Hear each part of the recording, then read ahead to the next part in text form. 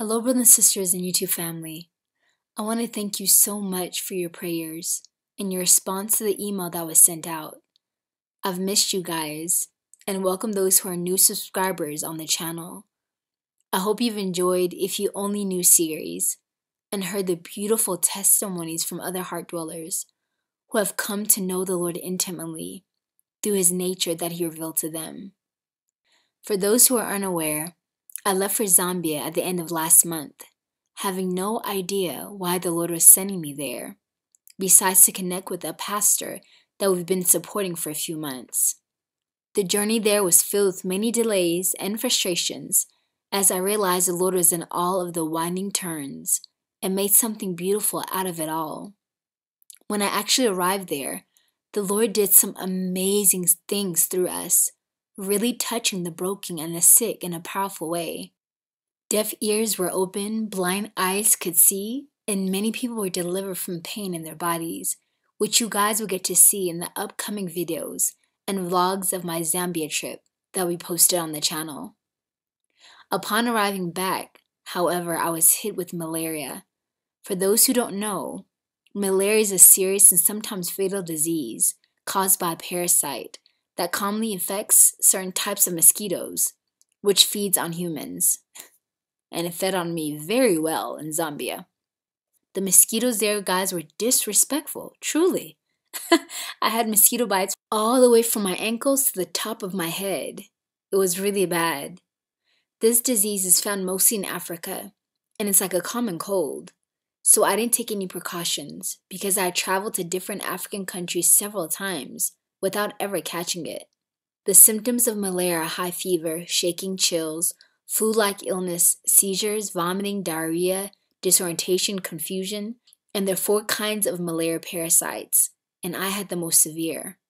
The Lord revealed to me it was a death curse that was put on me by a family member of Pastor Chama, who I had went to visit. I was devastated, but was encouraged as the Lord led me to do a 3-day fast, and I thought I would be delivered and healed at the end of those days. But all He decided was to strengthen me for the greater trial ahead. Unbeknownst to me, He would give me the grace to do our Life from Light event, then be rushed to the hospital and air flight to Albuquerque, New Mexico, because Taos Hospital had never treated malaria before.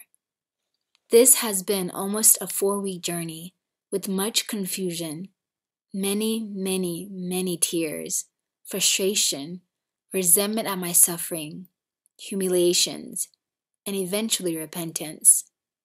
There were many messages the Lord gave me through this that I haven't been able to get out to you guys until now. So I decided to first share with you what happened, and now I'm going to share the messages Jesus gave me.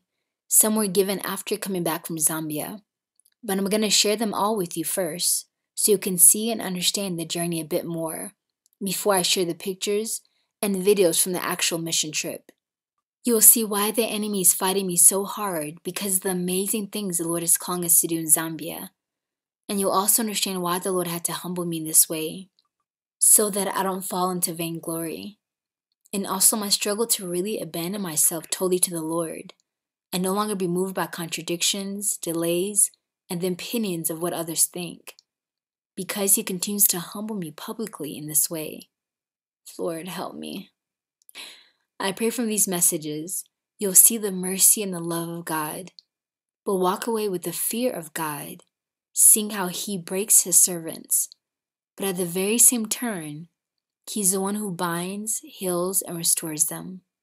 I realize now more than ever, this channel is not about giving prophecy, or providing end times instructions, or even showing the pretty side of Christianity or ministry. Nope.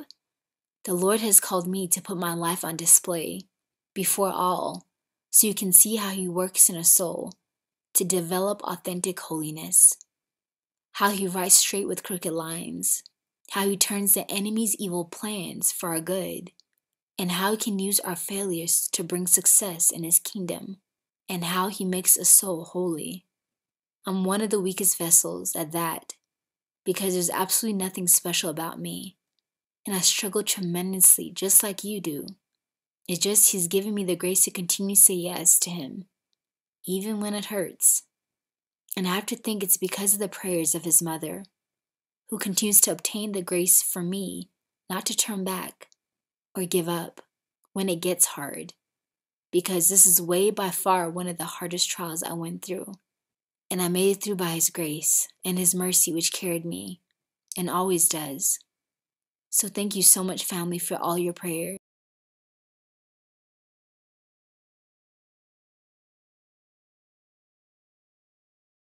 And we have many ministries and people we help at the beginning of the month. So please think of us.